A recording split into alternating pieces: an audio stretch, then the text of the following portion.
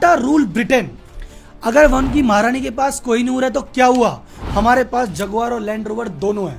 ये थी अखबार की हेडलाइन जब टाटा ने जगुआर और लैंड रोवर को खरीद लिया था 2.7 बिलियन 9,200 करोड़ रुपए में। ये कोई नॉर्मल बिजनेस ट्रांजैक्शन नहीं था, ये भारतीयों के लिए गर्व की बात थी और इंटरनेशनल मार्केट में एक बहुत बड़ा धमाका। फोर्ड जो दुनिया की सेकंड लार्जेस्ट कार मेकर है, वो जगुआर लैंड रोवर को प्रॉफिट में नहीं ला पाई, पर रतन टाटा ने कैसे प्रॉफिट में लाके दिखाया उसको। फोर्ड जिसने कभी टाटा का अपमान किया था, टाटा ने वही चीज वापस खरीद के कैसे बदला लिया। और कोई फालतू कहानी नहीं सुनाऊंगा, बिजनेस कोच का चैनल है, तारीख की बात करेंगे, फैक्ट की बात करेंगे, बंदों की बात करेंगे। ये केस स्टडी हर उस भारतीय के लिए है जिसको टाटा से प्यार है।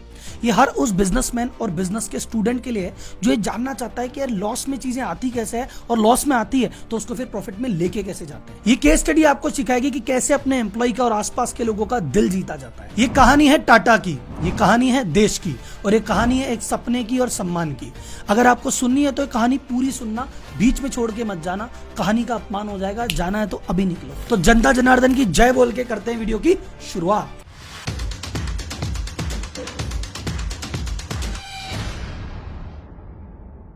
कहानी चालू होती है टाटा मोटर्स से। टाटा मोटर्स ने कहा इंडियन मार्केट में तो हमने काफी रूल कर लिया, अभी भी बहुत सारी स्कोप बाकी है, लेकिन अगर टाटा मोटर को एक इंटरनेशनल ब्रांड बनाना है, ग्लोबल मार्केट में जाना पड़ेगा। और ग्लोबल मार्केट में जाने में सबसे जो डेवलप्ड मार्केट है यूएस मार्केट, वहां पे एंट्री करनी पड़ेगी। पर यूएस जैसे डेवलप्ड मार्केट में जीरो से ब्रांड को बनाना बहुत ज्यादा खर्चे का काम है, और वहां के डेवलप मार्केट के जो कस्टमर है उनकी एक्सपेक्टेशन भी बहुत ऊपर होती है, तो उनको मैच करना भी कोई हल्की चीज नहीं है। तो एक ही तरीका था कि वहां की जो ऑलरेडी कंपनी या कोई ऑलरेडी ब्रांड वहां पे बिकता हो, उसको खरीद के ही ये काम किया जा सकता था। तो टाटा इस जुगाड़ में था कि भाई साहब कोई ऐसा बढ़िया ब्रांड मिले जिसको हम खरीद सकें। वो मौका मिला उनको 12 जून 2007 को, जब फोर्ड ने ऑफिशियली अनाउंस किया कि हमारे जो दो ब्रांड है जगुआर और लैंड रोवर, इनको हमको बेचना है साहब। अब बात करते हैं फोर्ड जगुआर और लैंड रोवर को आखिर बेचना क्यों चाहता था, और ये इसने खुद ने डेवलप किए थे या किसी और के थे। तो भाई साहब ये ब्रांड खुद फोर्ड ने बनाए भी नहीं थे। ये जो जगुआर ब्रांड है ये तो 1935 में बना था, और उसके बाद 1989 में फोर्ड ने इसको खरीदा था 2.9 बिलियन खर्च करके। लैंड रोवर बना था 1948 में। ऑफ राइडिंग में इसको गोल्ड स्टैंडर्ड माना जाता था, इसके बराबर कोई व्हीकल ही नहीं था, ये सबसे लव्ड ब्रांड था। लेकिन प्रॉफिटेबल का चक्कर इसका ऐसा है कि बार बार कंपनियों बदलती रही, एक कंपनी बेचती दूसरी खरीदती, बिकते बिकते 1994 तक बीएमडब्ल्यू ने इसको खरीदा। सन 2000 में फोर्ड ने बीएमडब्ल्यू से इसको खरीद लिया। अब सवाल ये आता है कि फोर्ड जगुआर और लैंड रोवर को बेचना क्यों चाहता था। फोर्ड का जो खुद का मेन कार बनाने का बिजनेस है यूएस में, वही घाटे में चलने लग गया। 2006 में इसको 12.6 बिलियन, जो कि लगभग होता है 1 लाख करोड़ का घाटा हुआ। 2007 में 2.6 बिलियन का घाटा हुआ। तो फोर्ड ने कहा भैया पहले अपना जो मेन काम यूएस में है, जिसके भरोसे जाने जाते हैं, उसको तो संभाल लें। ये दो ब्रांड के चक्कर में भाई साहब डिस्ट्रैक्शन हो रहा है, तो इन दोनों ब्रांड को निकालो, कुछ थोड़े बहुत पैसे जनरेट करो और अपने मेन धंधे पे फोकस करो। इसलिए इन दोनों ब्रांड को वो निकालना चाहता था। अब लैंड रोवर के बारे में जैसे मैंने बताया, ये तो आइकॉनिक ब्रांड था, हमेशा प्रॉफिटेबल रहा, गोल्ड स्टैंडर्ड रहा, इसने हमेशा प्रॉफिट कमाया। जगुआर की किस्मत हमेशा खराब रही, जगुआर ने किसी को प्रॉफिट कमा के दिया ही नहीं। फोर्ड ने भी जगुआर में जबरदस्त घाटा खाया। जगुआर के बारे में एक जोक कहा जाता है कि कोई भी एक जगुआर नहीं लेता, दो लेता है। क्यों? एक तो हमेशा गैराज में खड़ी रहती है। तो जब फोर्ड ने कहा कि यार अगर मैं बेचने में निकालूंगी तो लैंड रोवर तो प्रॉफिटेबल है, इसको तो सब ले लेंगे, जगुआर के कोई हाथ नहीं लगाएगा, और हमें तो इससे ही आफत से मुक्ति पानी है। तो नॉर्मली क्या होता है, जब कहते हैं ना कि भाई दो लड़के होते, कहते हैं भैया हम तो दोनों की शादी एक ही घर में करेंगे, तो फोर्ड ने भी बैठ के कह दिया कि भैया जिसको लेना है दोनों लेने पड़ेंगे, एक एक नहीं देते। तो जब फोर्ड की दो कन्याएं लैंड रोवर और जगुआर का स्वयंवर हुआ, तो भाई साहब अलग अलग प्रदेश के महाराजा आए, टाटा मोटर भी गया, महिंद्रा एंड महिंद्रा भी गया, बहुत सारी P firm I, JP Morgan की पी फॉर्म आई, और एकदम ऐसा लगा भैया अलग अलग प्रदेश के राजा, अब तो भाई साहब स्वयंवर होगा, देखे कौन लेके जाता है। इस स्वयंवर में एक खतरनाक वाली शर्त थी, इस जेएलआर के 16,000 एम्प्लॉय थे और इनकी यूनियन बनी हुई थी। तो इन्होंने पंगा डाल दिया, इन्होंने कहा देखो जो पी फर्म है, प्राइवेट इक्विटी फर्म है, उसको तो नहीं बेचोगे, हमको बेचना है ना, बेच दो, कंपनी बेच दो, लेकिन किसी, हम मोटर बनाने वाली कंपनी है तो किसी मोटर बनाने वाली कंपनी को बेचोगे, ऐसे प्राइवेट इक्विटी फर्म को मत बेचना कि किसी को भी बेच दिया, वो पता नहीं फैक्ट्री बंद कर देंगे, 10 चीज कर देंगे। तो उन्होंने पंगा डाल दिया। तो जैसे ये शर्त रखी, जितने भी प्राइवेट इक्विटी फंड वाले आए थे उनको तो भैया उन राजकुमारों को वापस लौटना पड़ा कि ये कन्या तो नहीं आ रही हाथ। महिंद्रा एंड महिंद्रा ने शुरुआत में बोली लगाई, पर जैसे ही बोली का लेवल बढ़ा, आनंद भाई बोले भाई साहब टाटा जी से क्या भिड़ना, घर के ही आदमी है, वो भी चले गए। और फाइनली फोर्ड ने भी कहा कि जितने भी कैंडिडेट आए हैं उनमें जो सबसे एलिजिबल कैंडिडेट है, जो हमारे शर्तों को आसानी से मान लेगा, जो हमारे एम्प्लॉय को भी खुश रखेगा, जिस पे भरोसा किया जा सकता है, वो है टाटा। तो जो टाटा का ट्रस्ट है और जो टाटा का रेस्पेक्ट है, इंडिया में नहीं पूरे वर्ल्ड में है भाई साहब। तो जब फोर्ड ने कहा भैया हम तो टाटा मोटर्स को बेचेंगे, तो टाटा मोटर्स तो ऑब्वियसली खुश था, एम्प्लॉयज भी खुश हो गए कि हाँ ये बढ़िया डिसीजन है। इंडियन गवर्नमेंट भी बहुत ज्यादा खुश थी, ब्रिटिश गवर्नमेंट भी बहुत ज्यादा खुश थी। टोनी ब्लेयर ने तो भैया कांग्रेचुलेशन बोला कि भैया अच्छा हुआ टाटा ने बेचा है, क्योंकि टाटा को एम्प्लॉय का ख्याल रखना आता है। तो हम बड़े खुश हैं कि यार टाटा को ये फर्म बिकी। तो जब फोर्ड ने ये गाड़ियां बेची टाटा को, हाथ जोड़ के बिल फोर्ड ने एक बात कही कि भाई साहब आप हम पे एहसान कर रहे हैं ये गाड़ी लेके। इस एहसान वर्ड से आपको एक कहानी याद आई होगी। ये जब डील हुई थी ये कहानी बहुत चली थी, सबने स्टोरी बना बना के डाली थी। फैक्ट फिगर पे कोई बात नहीं करता, कहानियां लेकिन सबको आती है। फैक्ट फिगर आप इस वीडियो में ही जानेंगे। पर कहानी कुछ ऐसी थी कि 1998 में टाटा ने इंडिका लॉन्च की।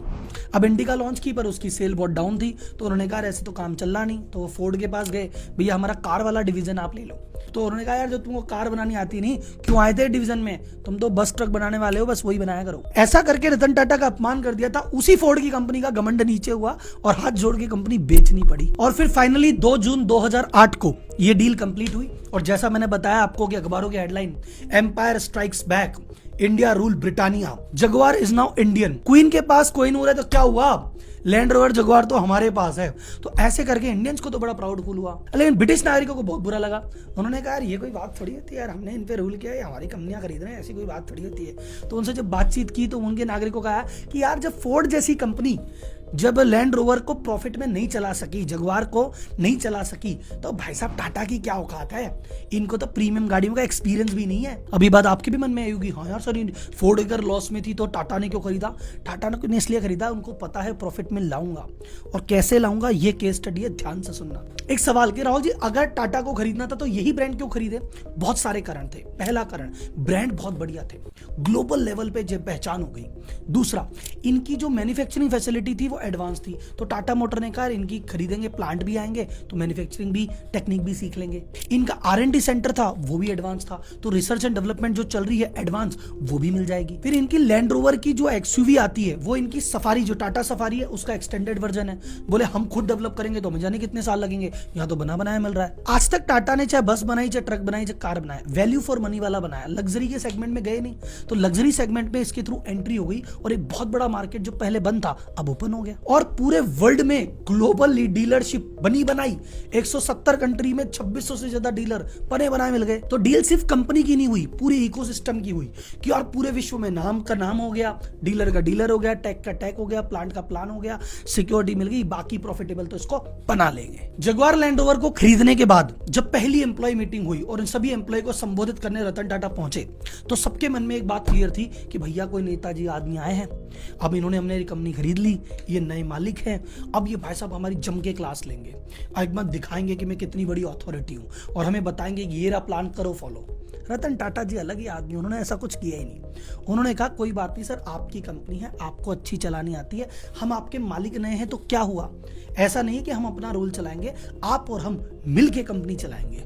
ऐसा करके एम्प्लॉय का विश्वास जीत लिया। सेकंड चीज, टाटा शॉप फ्लोर पे कभी कभी घूमते घूमते रतन जी खुद चले जाते थे, तो एम्प्लॉय शॉक हो जाते, अरे यार मालिक आ गया, मालिक आ गया। उनके लिए बहुत बड़ी बात थी, क्योंकि फोर्ड का कोई डायरेक्टर कभी आज तक शॉप फ्लोर पे आया नहीं, तो बड़े लोग हैं। रतन टाटा ने कहा नहीं यार मैं शॉप फ्लोर पे चक्कर लगाऊंगा, एम्प्लॉय का ट्रस्ट दोबारा जीता। फिर उन्होंने सोचा एक नया CEO को इंडियन को लाके हमारे सर पे बैठाएंगे। उन्होंने कहा नहीं, इस कंपनी के जो ऑलरेडी CEO थे डेविड स्मिथ, उनको कहा नहीं CEO आप ही रहोगे, आपको 25 साल फोर्ड का जगुआर का दोनों का एक्सपीरियंस है, आप हो, आप ही संभालो साहब। तो उससे यार ये आदमी ये ऐसा है कि दादागिरी करने वाला नहीं है, साथ में काम करने वाला आदमी। इसके बाद चीजें बहुत ज्यादा स्मूथ तरीके से वर्क करने नहीं लगी, क्योंकि ये डील कब हुई थी याद है आपको, जून 2008 में। और उसके 2-3 महीने बाद क्या हो गया, सितंबर 8 में लेमन ब्रदर हुआ, पूरा मार्केट नीचे, और जो पूरा यूरोप में तबाही, नॉर्दर्न अमेरिका में तबाही।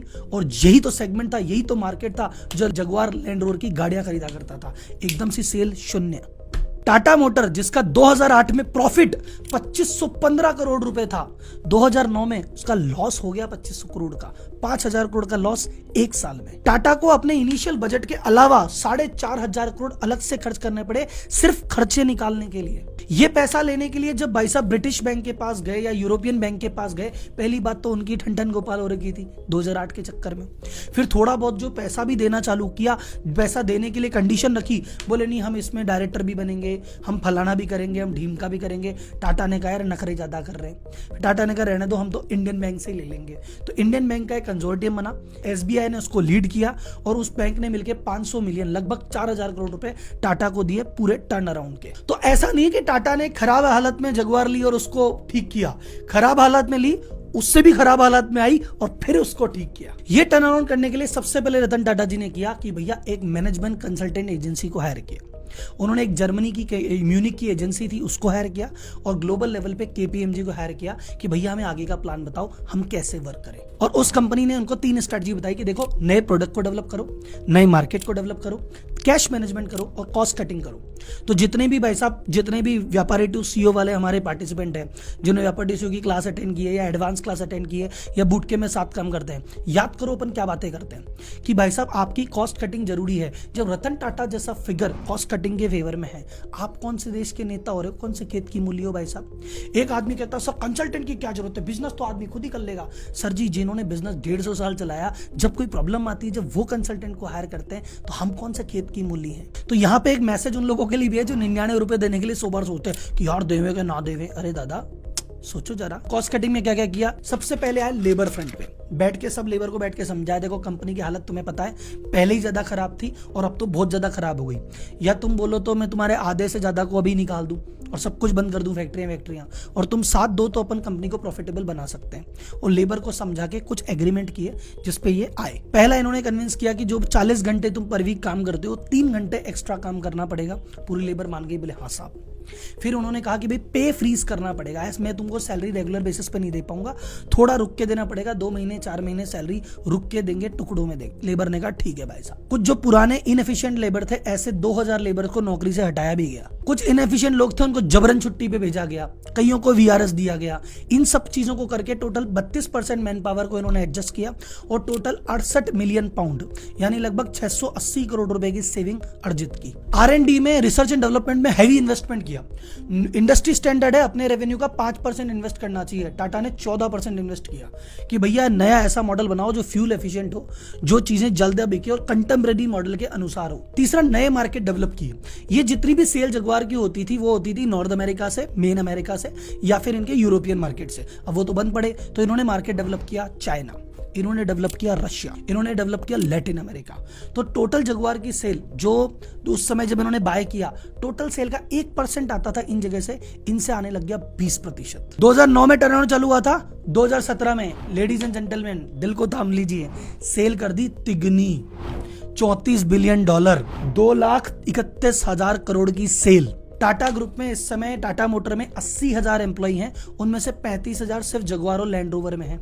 और एक फैक्ट मैं आपको बताना भूल गया, जब टाटा मोटर ने जगुआर लैंड रोवर खरीदी थी, Jaguar land rover Tata motor से भी बड़ी थी। तो कुछ इस प्रकार से टाटा ने लैंड रोवर जगुआर को खरीदा, टर्न अराउंड किया। और इससे जो लेसन हम सीख सकते हैं, लेसन नंबर 1, आपको अपने एम्प्लॉय का दिल जीतना पड़ेगा।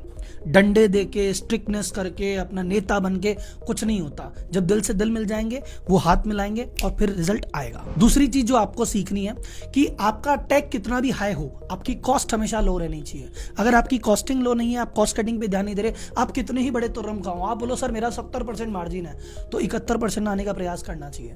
30% की कॉस्ट है तो काट के 29 लेके आओ, 29 से तो 28 लेके आओ। हमेशा जहां 1 रुपया 2 रुपया 1 पैसा मिले, काटने का सदैव प्रयास करो। नए प्रोडक्ट और नए मार्केट की खोज में हमेशा रहो। टाटा मोटर कहता है इंडिया में सब बिक रहा है, सब कुछ ठीक ही तो है, लेकिन अगर ग्लोबल मार्केट में जाना है, खोजा, ढूंढा, काम किया। जगुआर लैंड रोवर मिली, बड़े बिकती तो है यूरोप में और अमेरिका में, क्या बेचना, चाइना ढूंढा, रशिया एशिया ढूंढा, पूरा मार्केट डेवलप किया।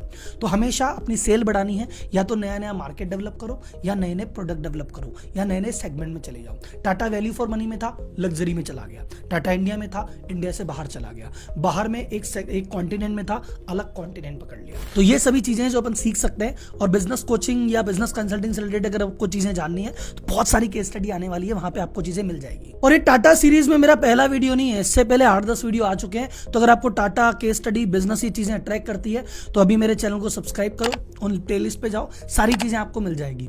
अगर आपको पूरी वीडियो देखने में इंटरेस्ट है और बिजनेस फाइनेंस के रियल में जानकार हो, जागरूक हो, तो इसको चैनल को सब्सक्राइब करना, नहीं तो फालतू भीड़ बढ़ा के क्या करेंगे। तो जनता जनार्दन को एक बार फिर जय हिंद, धन्यवाद। इस वीडियो को बस एक छोटी सी रिक्वेस्ट है, शेयर बहुत ज्यादा करना, जगह जगह भेजवा देना।